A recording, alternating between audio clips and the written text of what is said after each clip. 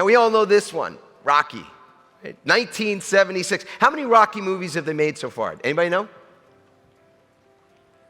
Anybody know? 4? 8, that's the answer. 8 Rocky movies. But for me, for my money, I'll never forget the first time I saw this with my dad. And I got out of the theater just running and jumping and just like, yeah, da-da-da. You know, it's like, this is great. You know what? Rocky wins our hearts, yes? He wins our hearts, but he loses the fight. And he don't look too good in the end either, does he? He's all banged up. And why I'm sharing Rocky with you is because we've been taught that resilience is about endurance. You know, Rocky gets knocked down and he gets back up. He gets knocked down, he gets back up. He's the model of endurance. That's an element of resilience, but it's not even the most important part, studies have shown.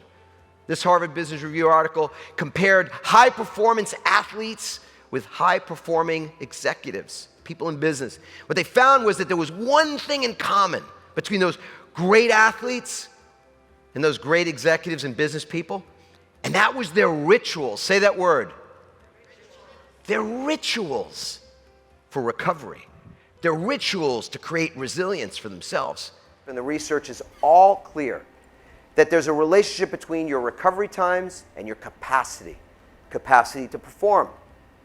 All the stuff that we do in business is directly related to just how much energy you've got.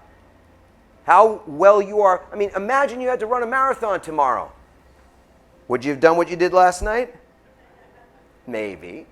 Maybe. Maybe not. What would you have ensured that you did today?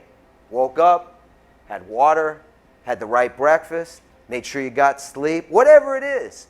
But taking care of yourself is all about how it is that you show up as that most productive version of yourself, which it's ironic because when it comes to self-care, people think it's what?